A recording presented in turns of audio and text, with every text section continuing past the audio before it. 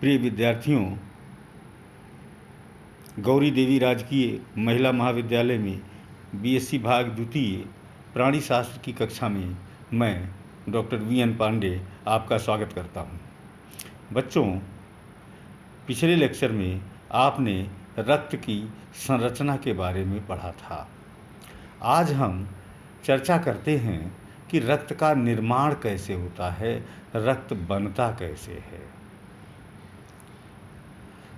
पिछले लेक्चर में आपने देखा था कि रक्त के दो प्रमुख घटक हैं, दो प्रमुख कंपोनेंट्स हैं, प्लाज्मा और उसकी कणिकाएं या कोशिकाएं, प्लाज्मा एंड कॉर्पसेल्स। तो एक एक करके देखते हैं कि इनका निर्माण कैसे होता है। प्लाज्मा का निर्माण शरीर के इंटरस्टिशियल फ्लूइड अर्थात कोशिकाओं और ऊतकों के रिक्त स्थानों में जो द्रव भरा रहता है वहाँ से, लिम्फ से तथा किडनी की जो नलिकाएं होती हैं, नेफ्रॉन की प्रॉक्सिमल ट्यूबुल और डिस्टल ट्यूबुल होती हैं, यहाँ से होता है। इन स्थानों से इनऑर्गेनिक तथा ऑर्गेनिक पदार्थ तथा जल रक्त की कैपिलरीज या पतली नलिकाओं में प्रविष्ट हो जाते हैं। मैंने बताया जो स्थान, एक तो लिम्फ वेसल्स या लिम्फ के स्थान, लिम्फ स्पेसेस से। वास्तव में जो लिम्फ होता है यह रक्त से ही छन करके निकला हुआ द्रव होता है और इन्हीं में से वापस रक्त में विभिन्न तत्व पहुंचाए जाते हैं। इंटरस्टिशियल फ्लूइड, ऊतकों के बीच में जो खाली स्थान होते हैं वहाँ द्रव भरा रहता है, वो द्रव नलिकाओं में, पतली नलिकाओं में प्रविष्ट करता है। इसके लिए रक्त का कोलॉइडल ऑस्मोटिक प्रेशर उत्तरदायी होता है, जिसके प्रभाव में विभिन्न कार्बनिक अकार्बनिक तत्व इंटरस्टिशियल द्रव से रक्त में पहुंच जाते हैं। जहाँ पर किडनी का नेफ्रॉन्स पाए जाते हैं, किडनी में काफ़ी कुछ फिल्ट्रेशन होता है और फिल्ट्रेशन के बाद पुनः अवशोषण के द्वारा या एक्टिव ट्रांसपोर्ट के द्वारा, दोनों क्रियाओं से विभिन्न तत्व, विभिन्न प्रकार के रसायन रक्त की नलिकाओं में प्रविष्ट करा दिए जाते हैं। तो इस तरह से प्लाज्मा के निर्माण में filtration, osmosis, active transport, diffusion और सेलेक्टिव रीएब्जॉर्प्शन, ये सभी क्रियाएं काम में आती हैं। निरंतर ये क्रियाएं होती रहती हैं और निरंतर प्लाज्मा का निर्माण होता रहता है। ये एक सतत चलने वाली प्रक्रिया है। अब बात करते हैं रक्त की कोशिकाओं या कणिकाओं की कि उनका निर्माण कैसे होता है। आप जानते हैं 3 प्रमुख प्रकार की कणिकाएं पाई जाती हैं, लाल रक्तकण, श्वेत रक्तकण और प्लेटलेट। सबसे पहले लाल रक्तकणों की बात करते हैं।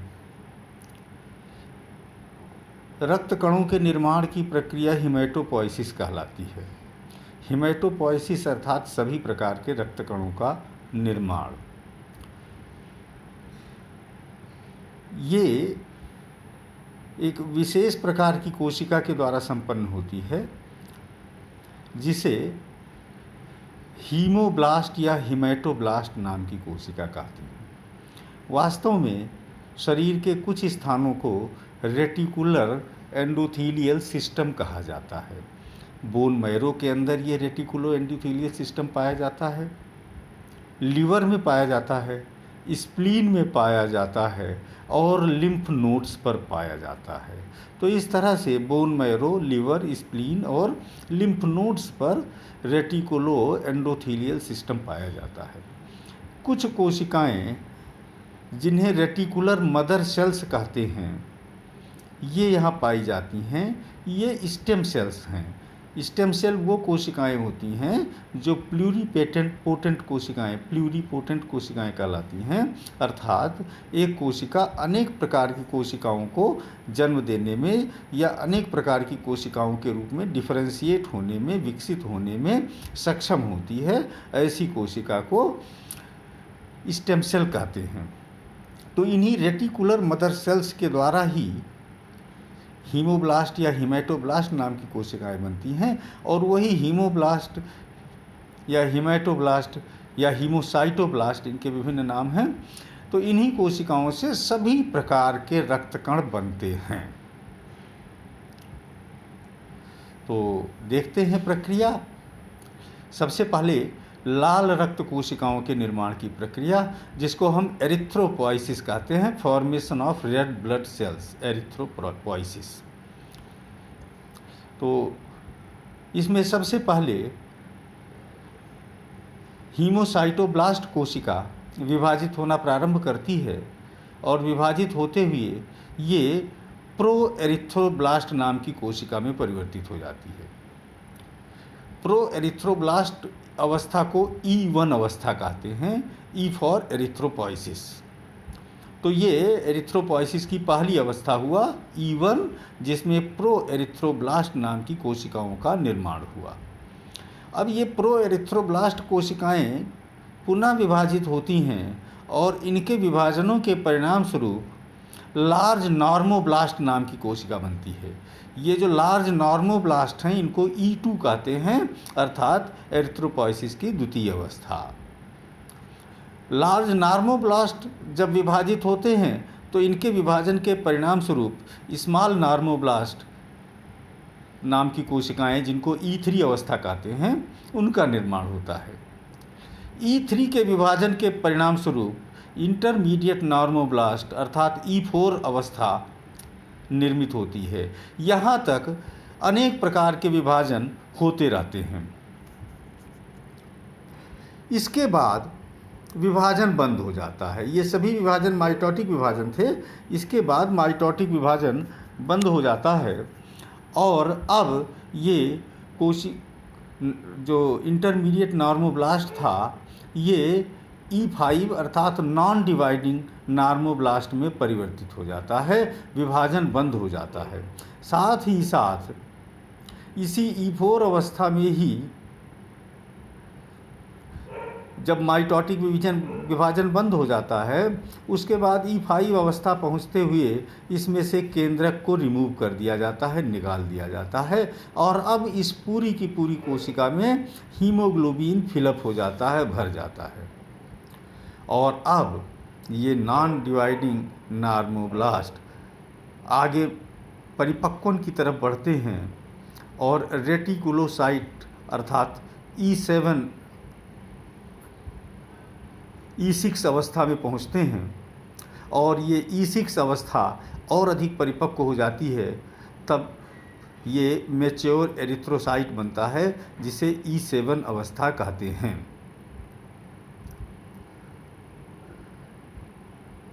तो इस प्रकार से कुछ विभाजनों के बाद परिपक्वन होता है, और परिपक्वन के बाद परिपक्व एरिथ्रोसाइट बिना केंद्रक की हीमोग्लोबिन से भरी हुई बन जाती है। इस पूरी प्रक्रिया में iron, protein, vitamin B12, folic acid आदि आवश्यक होते हैं। एक विशिष्ट हार्मोन होता है जिसको एरिथ्रोपोइटीन कहते हैं। किडनी के जहाँ पर ग्लोमेरुलस होता है, ग्लोमेरुलस के पास की कोशिकाएं जक्स्टा ग्लोमेरुलर सेल्स कहलाती हैं। इन्हीं जक्स्टा ग्लोमेरुलर सेल्स के द्वारा एरिथ्रोपोइटीन नाम का हार्मोन स्रावित होता है।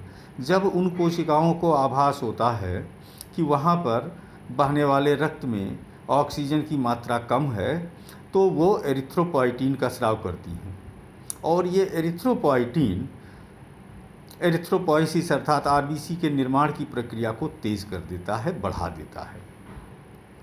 एक और फैक्टर है जिसको erythropoiesis stimulating factor ESF erythropoiesis stimulating factor कहा जाता है। ये फैक्टर पतली नलिकाओं के द्वारा बनता है, कैपिलरीज के द्वारा बनता है, ऊतकों में जो फैली रहती हैं। जब वहाँ पर उन कैपिलरीज को लगता है कि ऑक्सीजन की उपलब्धता कम हो रही है तो वो ESF का निर्माण करती हैं और ये ESF एरिथ्रोपोइसिस की क्रिया को तेज करता है, एरिथ्रोपोइटिन के निर्माण को प्रेरित करता है। ये दोनों ही फैक्टर, एरिथ्रोपोइटिन और एरिथ्रोपोइसिस स्टिमुलेटिंग फैक्टर, इस पूरी प्रक्रिया को नियमित करते हैं, रेगुलेट करते हैं।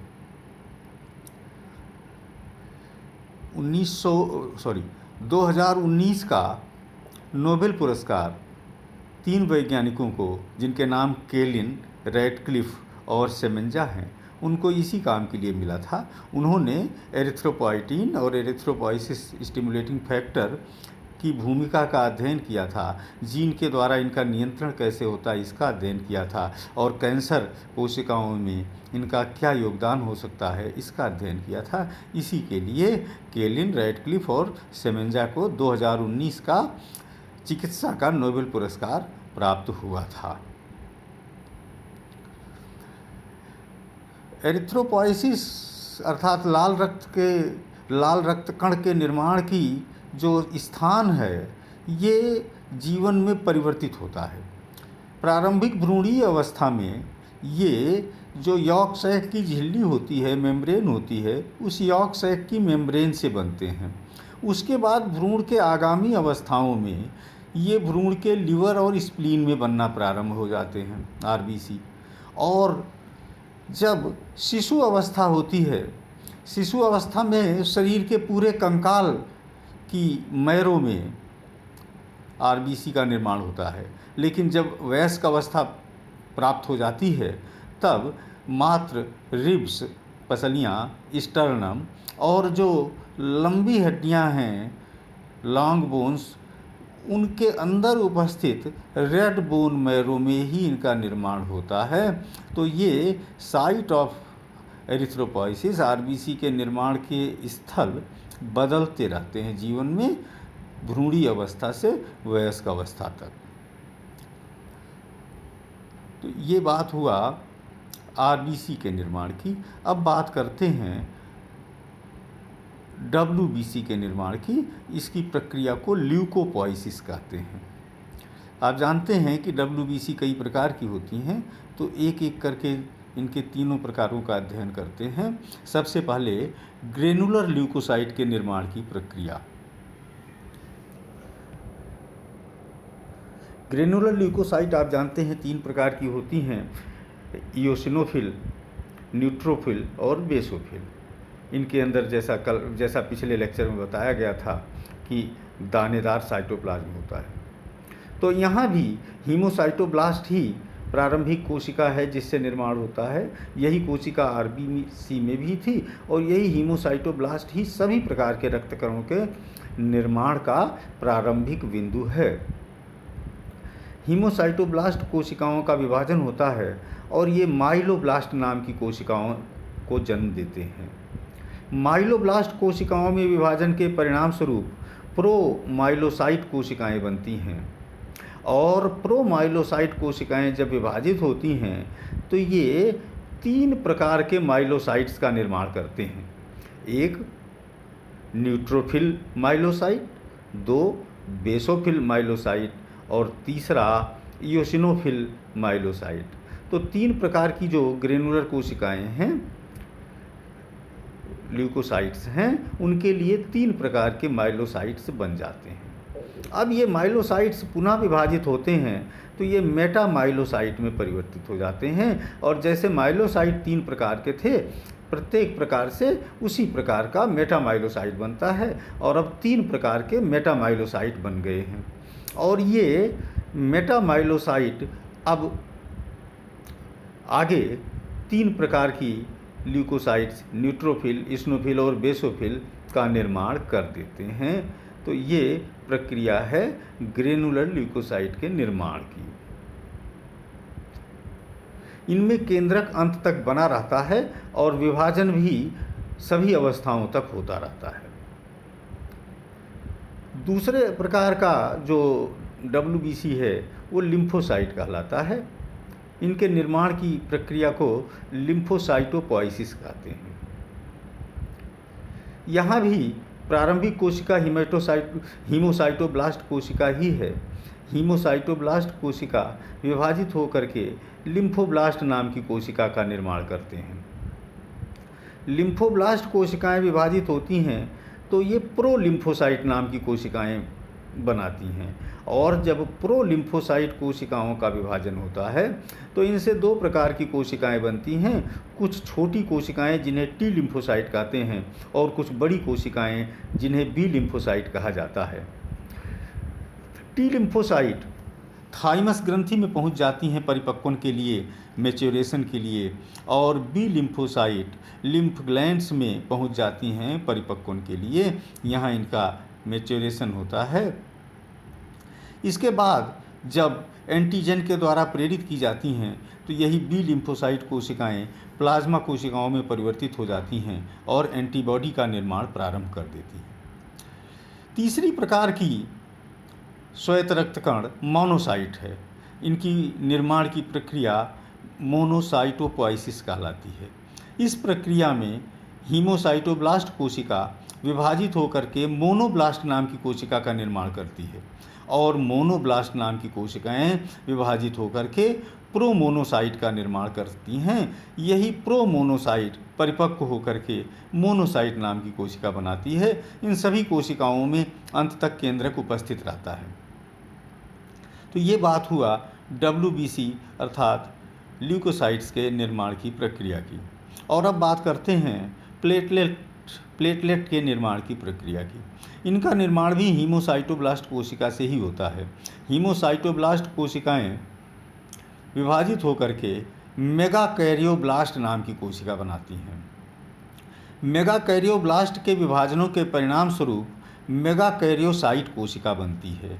यहाँ पर विभाजनों में एक विशेषता होती है कि अनेक बार विभाजन तो होते हैं लेकिन केंद्रक के विभाजन नहीं हो पाते, और इस तरह से जो मेगाकैरियोसाइट है ये एक प्रकार की पॉलीप्लॉइड नाम की कोशिका बनती है जिसमें क्रोमोसोम के एक से अधिक सेट हों।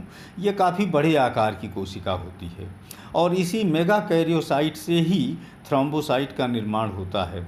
इससे निर्माण के दो अवधारणाएं बताई गई हैं। एक अवधारणा तो ये है कि मेगाकैरियोसाइट में अनेक साइटोप्लाज्मिक वेसाइकल्स डेवलप हो जाते हैं, इनकी झिल्ली टूट जाती है और सभी वेसाइकल्स अलग हो करके एक एक प्लेटलेट का निर्माण कर देते हैं। दूसरी अवधारणा ये है कि मेगाकैरियोसाइट से अनेक सीडोपोडिया जैसे उभार बनते हैं, और ये सीडोपोडिया टूट टूट करके प्लेटलेट या थ्रोम्बोसाइट का निर्माण कर देते हैं। थ्रोम्बोसाइट के निर्माण के प्रक्रिया को प्रेरित करने का कार्य एक थ्रोम्बोपोइटिन नाम का हार्मोन करता है। ये थ्रोम्बोपोइटिन नाम का हार्मोन रक्त की नलिकाओं के द्वारा स्रावित किया जाता है, और ये प्लेटलेट के निर्माण को प्रेरित करता है। तो इस प्रकार से हमने देखा कि रक्त के दोनों प्रकार के अवयव, प्लाज्मा तथा रक्त के कण किस प्रकार से निर्मित होते हैं, ये हमने इस तरह से देखा। बच्चों, ये रक्त के निर्माण की प्रक्रिया निरंतर चलती रहने वाली प्रक्रिया है, और इसी के द्वारा निरंतर नवीन रक्त बनता रहता है। ये प्रक्रिया कभी नहीं रुकती है, निरंतर चलती रहती है।